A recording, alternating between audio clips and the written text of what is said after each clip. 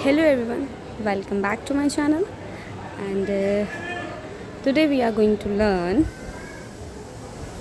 about chapter number 5 Universal Adult Franchise and India's Electoral System from class 8 Social Science. So मैं एक चीज़ आपको और बता दूँ कि हमने अभी तक जितने भी चैप्टर्स पढ़े हैं और मैंने एक्सप्लेन किए हैं वो हमारे एसएसटी के पार्ट 1 बुक से हैं और पार्ट 2 जो है अभी वो मार्केट में भी नहीं है और उसमें कुछ एरर है जिसकी वजह से अभी पब्लिश नहीं हुई है वो properly.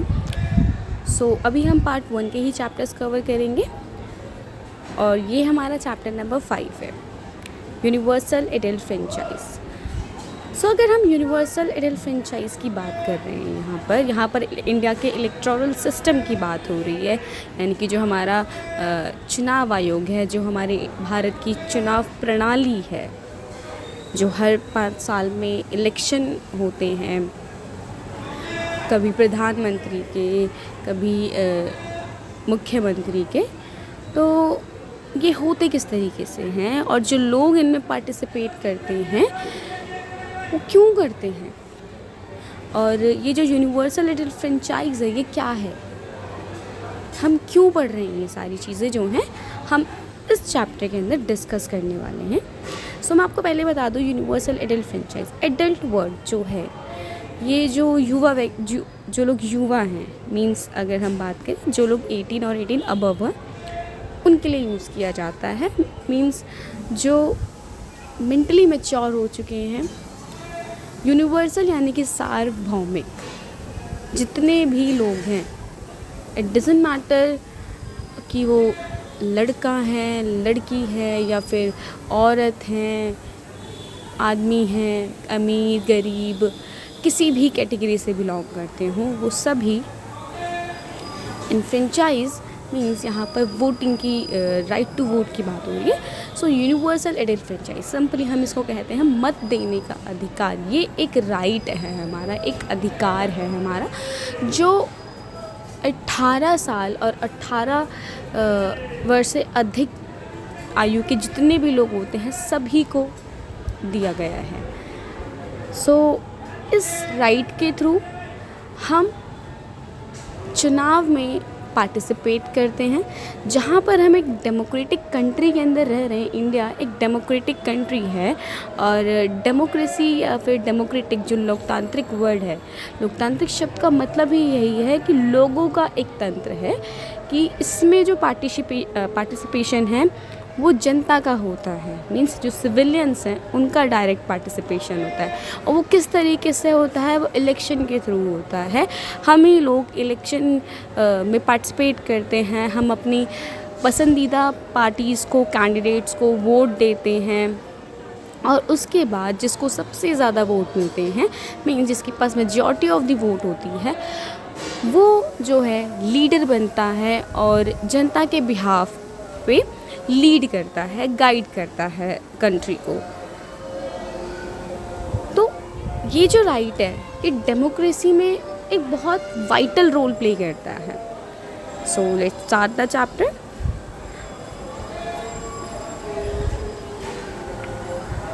So India adopted the principle of adult franchise with an abundant faith in the common man and the ultimate success of democratic rule. Never before in the history of the world has such an experiment been so boldly undertaken. Alladi Krishnaswami Iyer के through ये जो है बात कही गई थी in November 1949 constitution assembly की debate में. सो अगर हम बात करते हैं यहाँ पर adoption of the principle of adult franchise की, तो इसमें एक ऐसा फेथ था ना, जो हमारे कॉन्स्टिट्यूएंट असेंबली के जो मेंबर्स थे उन सभी को विश्वास था कहीं ना कहीं कि जो कॉमन मैन है, जो आम जनता है, ये उनके लिए और हमारी डेमोक्रेसी के लिए, हमारी एक डेमोक्रेटिक कंट्री में एक पार्टी को रूल करने के लिए या फिर XYZ कोई भी रूल कर रहा है उसके लिए एक अल्टीमेट सक्सेस साबित होगी।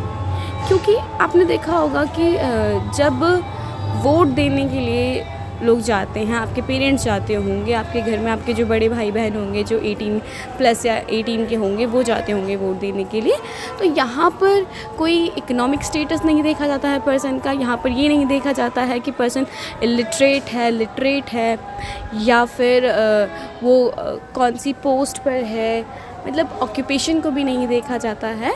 सिर्फ ये देखा जाता है कि आप इंडिया के सिविलियन हैं और आपके पास राइट टू वोट है, जिसकी वजह से एक कॉमन मैन के अंदर, एक आम आदमी के अंदर जो है इस चीज़ का विश्वास होता है कि कहीं ना कहीं हमारे पास ये राइट है और हमारे पास ये पावर है कि हम किसी भी सरकार को, किसी भी गवर्नमेंट पार्टी जो आती है हमारी डेमोक्रेसी के अंदर, हम उसको भंग कर सकते हैं, हम उसको ख़त्म कर सकते हैं। ख़त्म करने का मतलब है कि अगर हमें वो पार्टी नहीं समझ में आ रही है, हमें लगता है कि काम सही से नहीं किया है, सो हमारे पास इतनी पावर है कि नेक्स्ट टाइम हम उसे वोट ही नहीं देंगे। हमारे ऊपर कोई मोनार्की नहीं चल रही है, कोई डिक्टेटरशिप नहीं चल रही है कि हमारे पास एक लीडर होगा और हमें सर झुकाकर उसकी बातों को मानना पड़ेगा। सो एक फेथ लेकर आता है, लोगों के अंदर विश्वास लेकर आता है ये राइट। साथ में हमारी डेमोक्रेसी जो है, हमारी जो डेमोक्रेटिक कंट्री है इंडिया, इसको रूल करने के लिए पावर प्रोवाइड करता है। सिंपली अगर हम बात करते हैं, अगर आज के टाइम पे हमारी बीजेपी की गवर्नमेंट है सेंट्रल के अंदर, तो बीजेपी गवर्नमेंट कहीं ना कहीं जानती है कि उन्हें काम करना पड़ेगा लोगों के लिए, लोगों की प्रॉब्लम्स को सॉल्व करना पड़ेगा, सोशल वेलफेयर का काम करना पड़ेगा और कहीं ना कहीं देश की भलाई के लिए काम करें। कहीं ना कहीं क्या, आप जिस देश के नागरिक हो, आप जिस देश में एक डेमोक्रेसी के अंदर पार्टिसिपेट कर रहे हो, आप एक प्रधानमंत्री हो या प्रेसिडेंट हो, XYZ, आप कोई किसी भी पोस्ट पर हो, आप कोई भी लीडर हो, चाहे आप MLA हो, MP हो, आप लेजिस्लेटिव असेंबली में हो, तो आपको आपके देश के लिए काम करना है। और आप जानते हैं कि मीन्स वो जो लीडर्स हैं वो ऑलरेडी जानते हैं कि अगर हम काम नहीं करेंगे तो नेक्स्ट टाइम हमें इलेक्ट नहीं किया जाएगा। तो डेमोक्रेसी में सही तरीके से रूल करने के लिए भी एक पावर प्रोवाइड करती है, एक सक्सेस प्रोवाइड करती है। और ये बात कही थी अल्लादी कृष्ण स्वामी अय्यर ने 1949 में कॉन्स्टिट्यूएंट असेंबली की डिबेट में उन्होंने बात कही थी।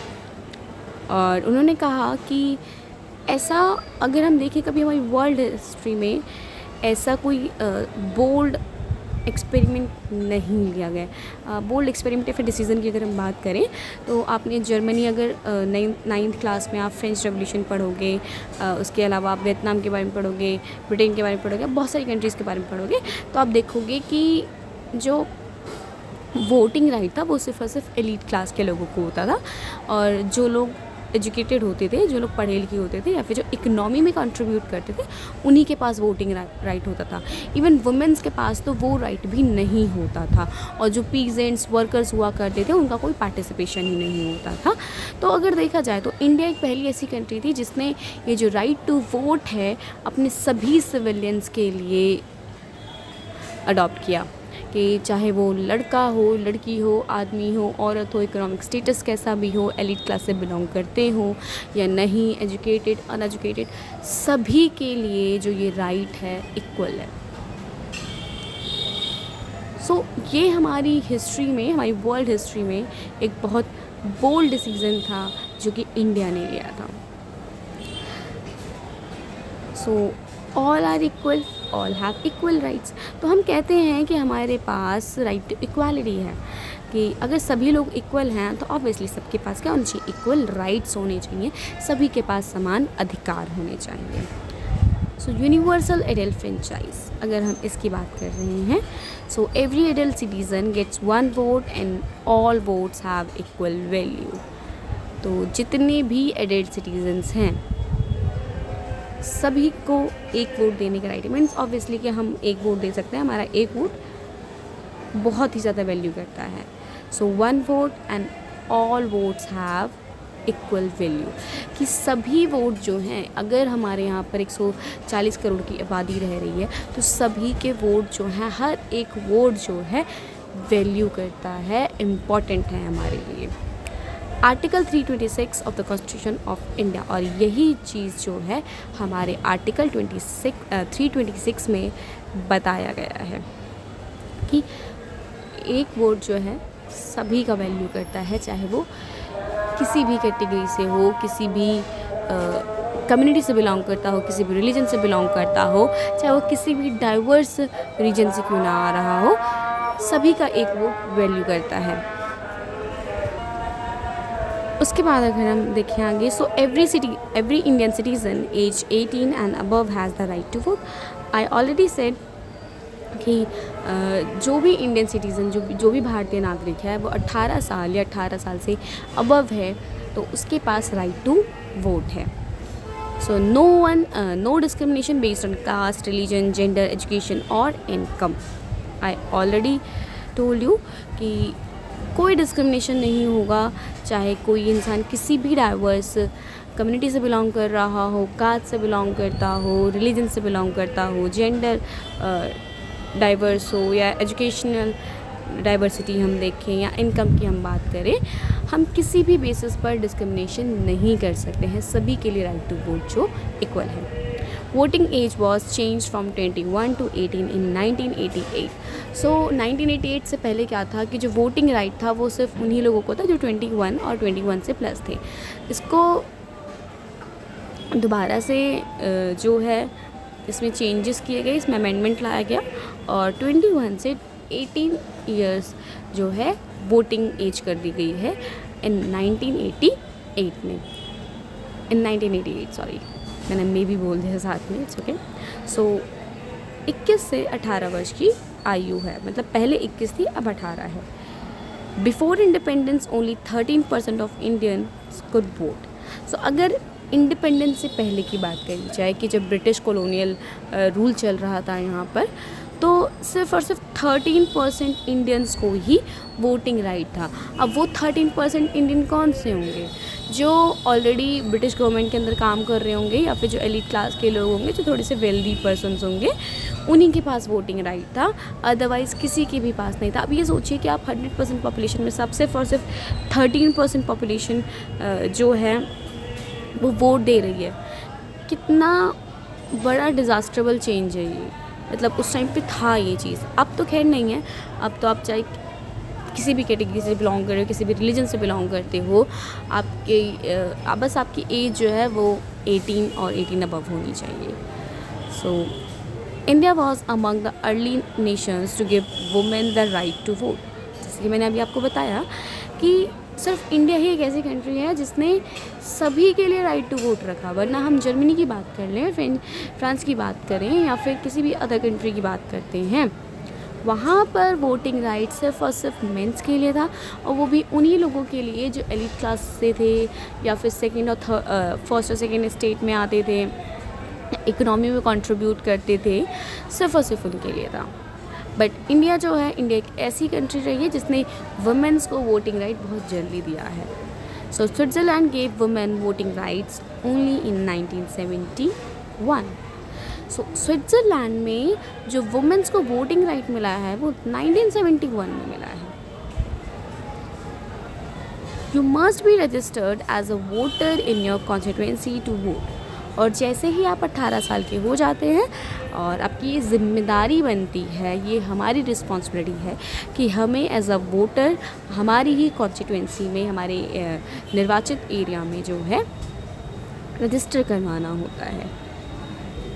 Then second topic is why is universal adult franchise important. ये जो राइट है, यूनिवर्सल एडल्ट फ्रेंचाइज या फिर राइट टू वोट की बात कर रहे हैं, क्यों इम्पॉर्टेंट है, क्यों ज़रूरी है, ऐसी क्या चीज़ है इसके पीछे कि हमें इसके बारे में जानना चाहिए, या फिर जो हमारे कॉन्स्टिट्यूशन असेंबली के जो मेंबर्स थे, जो हमारे कॉन्स्टिट्यूशन मेकर्स थे, क्यों उन्होंने इस राइट को इम्पोज किया इंडियन कॉन्स्टिट्यूशन में। So everyone is equal, so in front of the government अगर हम बात करते हैं, so we have the right to equality, हमारे पास है वो राइट। और इसी राइट से इस राइट से भी हम ये कह सकते हैं कि राइट टू वोट, जहाँ पर वुमेंस हो, मेंस हो, आप ओल्ड एज में हो, आपका इकोनॉमिक स्टेटस वेरी कर रहा हो, बट फिर भी आप सभी के पास क्या है, इक्वल राइट है, राइट टू वोट।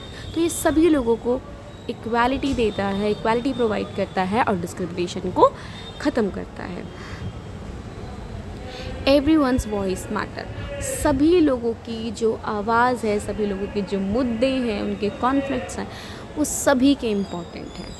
उन सभी का रिफॉर्म होना चाहिए, उन सभी के लिए रिफॉर्म्स लेकर आने चाहिए, सभी के लिए रूल्स होने चाहिए। So all decide Nations future, तो सभी लोग जो हैं मिलकर नेशन का फ्यूचर, राष्ट्र का फ्यूचर जो है डिसाइड करेंगे। एवरीवन्स वॉइस मैटर्स मीन्स कि सभी का वोट यहाँ पे जो है ज़रूरी है। सभी लोग बोले, जिसको जिस भी लीडर को चुनना होगा, जिस पार्टी को चुनना होगा, वो उसको वोट देंगे, और इसीलिए सभी का कलेक्टिव डिसीजन होना ज़रूरी है। So next is power to determine future. एक ऐसी पावर है जो फ्यूचर को निर्धारित कर सकती है। People choose who represents them. मैंने अभी आपको बताया कि हमारे पास इस चीज़ की चॉइस होती है, हमें कोई बाउंड नहीं कर सकता है कि आप बीजेपी को वोट दो, आप कांग्रेस को वोट दो, या आप आम आदमी पार्टी को वोट दो, या सपा को वोट दो।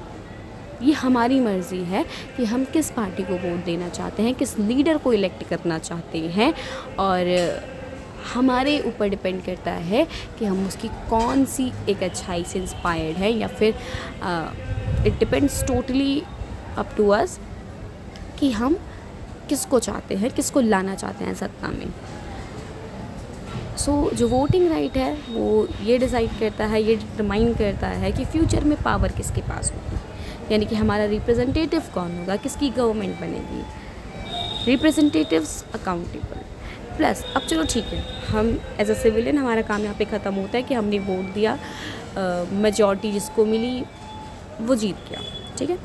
बट यहाँ पर जो मेजॉरिटी पार्टी है, जिसको मेजॉरिटी ऑफ द वोट मिले हैं, जो रिप्रेजेंटेटिव बना है, जिसको हमने इलेक्ट किया है, वो पर्सन अकाउंटेबल है, जवाबदेही है हमारे कामों के लिए, हमारे मुद्दों के लिए, हमारी प्रॉब्लम्स के लिए।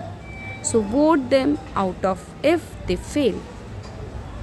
और अगर हमें लगता है कि ये पार्टी जो, या फिर जो रिप्रेजेंटेटिव है, ये as a leader, as a representative fail हो चुका है और उसने कुछ नहीं किया है, सो नेक्स्ट टाइम हमारे पास ऑप्शन है, हमारे पास रीज़न है कि हम उसे वोट नहीं देंगे। या फिर अगर हम उस गवर्नमेंट से सेटिस्फाई नहीं हैं तो हम उस गवर्नमेंट को भंग भी कर सकते हैं। Foster civic engagement.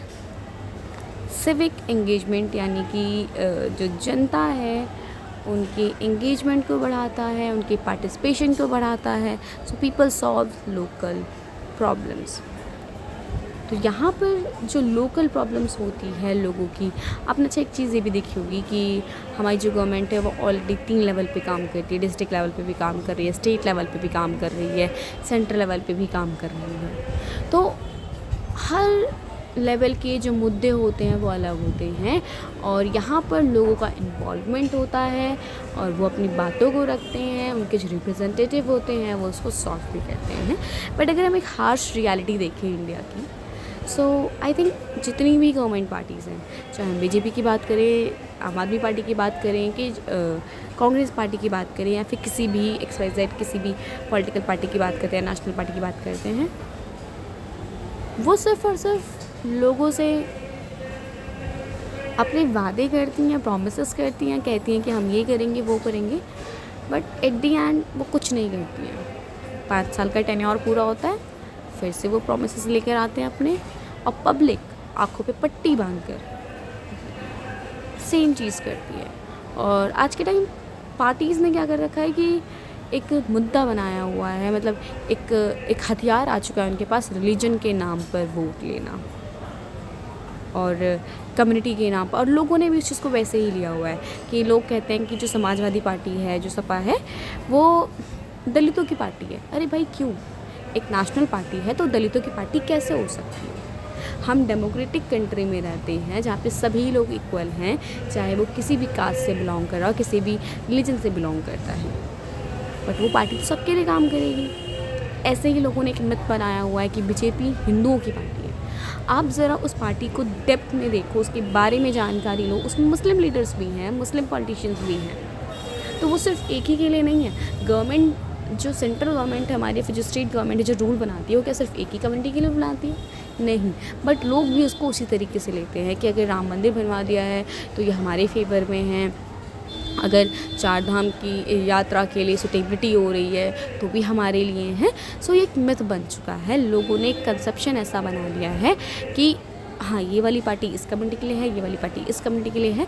तो आज के टाइम पे जो हम इलेक्टोरल सिस्टम की बात करें या डेमोक्रेसी की बात करें, उस पूरा सिस्टम जो है वो कहीं ना कहीं डूबता जा रहा है।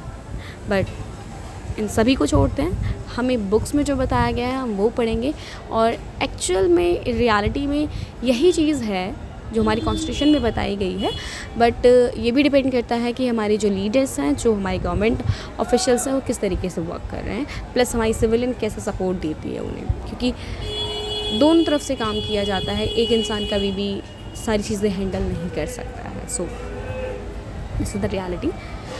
इंडियाज़ इलेक्टोरल सिस्टम की अगर हम बात करें तो इंडिया जो है डेमोक्रेटिक सिस्टम को फॉलो करता है। As we know, elections are held at regular intervals. Elections जो हैं एक रेगुलर इंटरवल में कंडक्ट करवाए जाते हैं, यानी कि हर 5 साल में। People elect their representative to form the government. लोगों के पास चॉइस होती है, लोगों के पास चॉइस क्या, लोग खुद से ही अपने रिप्रेजेंटेटिव को इलेक्ट करते हैं ताकि गवर्नमेंट बन सके। The election commission of India conduct free and fair election. अब यहाँ पे हम बात करते हैं चुनाव आयोग की। तो जो हमारा इलेक्शन कमीशन ऑफ इंडिया है वो इस चीज़ की इंश्योरिटी देता है कि जो इलेक्शन होगा वो फ्री तरीके से कंडक्ट किया जाएगा और फेयर तरीके से होगा, यानी कि एकदम स्वतंत्र और सही तरीके से निष्पक्ष रूप से। Elections are held for Lok Sabha, state legislative assembly and local bodies, panchayat and municipalities. So जो इलेक्शंस हैं वो लोकसभा के लिए करवाए जाते हैं, लोकसभा के इलेक्शन होते हैं, राज्यसभा के होते हैं, लेजिस्लेटिव असेंबली के इलेक्शन होते हैं, लोकल बॉडीज़ जो है हमारी, यानी कि जो लोकल गवर्नमेंट है, पंचायत और म्यूनसिपैलिटीज़, इनके भी इलेक्शन होता है और ये हर 5 साल में करवाए जाते हैं। This system ensure that people have say in the governance of the country. और ये जो सिस्टम है ये हमें इंश्योर करता है कि जो लोग हैं और जो हमारी गवर्नमेंट है वो एक दूसरे के लिए जवाबदेही है, प्लस हमारी गवर्नमेंट जो हमारी कंट्री में काम कर रही है वो लोगों के वेलफेयर के लिए काम करेगी। सो कहीं ना कहीं जो हमारा चुनाव आयोग है हमें इस चीज़ की इंश्योरिटी तो देता है कि हम ऐसे इस तरीके से काम करवाएंगे, इस तरीके से इलेक्शन होंगे, यहाँ पर इलेक्शन होंगे, इन एरियाज़ में करना है, इनकी ड्यूटी लगाई जाएगी, ईवीएम मशीनों की जो चेकिंग है उस पर बहुत स्ट्रिक्टनेस होगी, कोई चीटिंग नहीं होगी, डिजिटलाइजेशन कर दिया गया है आज के टाइम पे इलेक्शन का। सो ये सारी चीज़ें जो हैं हमारे इलेक्टोरल सिस्टम की रिस्पॉन्सिबिलिटी, यानी कि हमारे चुनाव आयोग की अगर सिंपली बात करी जाए उसकी ज़िम्मेदारी है जो हमारी चुनाव प्रणाली है उसकी देख रेख करना। पर कहीं ना कहीं फिर भी आज के टाइम पे सारी चीज़ें लैक हो रही हैं। अगर आपने कुछ महीनों पहले राहुल गांधी के बारे में सुना हो तो राहुल गांधी के पास एक मतलब वो ऐसे पूरी एक डेटा एंट्री से लेकर आए थे, एक पूरी इन्फॉर्मेशन लेकर आए थे कि बीजेपी ने किस तरीके से चुनाव में धांधलेबाजी करी है, किस तरीके से उन्होंने इलेक्शन में चीटिंग करी है। सो अगर हम देखते हैं कि हमारे चुनाव आयोग का काम है और ऑब्वियसली जो चीज़ें हम इस चैप्टर के अंदर पढ़ने वाले हैं वो एक्चुअल में हमारे सिस्टम का वही काम है, हमारे सिस्टम की रिस्पॉन्सिबिलिटी है। बट कहीं ना कहीं चीज़ें लैक करती हैं क्योंकि जो लोग उसके अंदर काम करते हैं वो कहीं ना कहीं चीटिंग करते हैं। सो इन शॉर्ट अगर हम इस पूरे टॉपिक की बात करते हैं, universal adult franchise is the foundation of our democracy. तो जो यूनिवर्सल एडल्ट फ्रेंचाइज है वो हमारे लोकतंत्र का आधार है। It gives every citizen the power to participate in the nation building. और ये सभी लोगों को सभी नागरिकों को एक पावर देता है कि वो नेशन बिल्डिंग में, राष्ट्र निर्माण में अपना योगदान कर सकें। Together we build India. और हमारे चुनाव आयोग जो है इस चीज़ का एक लोगो दिखाता है कि हम सब मिलकर जो है इंडिया को बिल्ड करेंगे। सो आज की क्लास में हम सिर्फ इतना ही जानेंगे और नेक्स्ट क्लास में हम पढ़ेंगे कुछ की टर्म्स और इलेक्शन कमीशन के बारे में पढ़ेंगे, ECI जो है हमारा, प्लस वोटिंग प्रोसेस के बारे में पढ़ेंगे कि लोकसभा और स्टेट असेंबली के इलेक्शन कैसे होते हैं, लोग कैसे वोट करते हैं। सो स्टे कनेक्टेड एंड अगर आपको वीडियो अच्छी लगे, इंफॉर्मेटिव लगे, सो लाइक शेयर कमेंट करना ना भूलें। और इसके साथ एक क्वेश्चन है आप लोगों के लिए कि आप लोग कमेंट में बताइएगा कि हमारा इलेक्शन कमीशन ऑफ इंडिया जो है इसका फॉर्मेशन कब हुआ, इसकी इस्टेब्लिशमेंट कब हुई सिंपली। ओके, सो मिलते हैं नेक्स्ट क्लास में।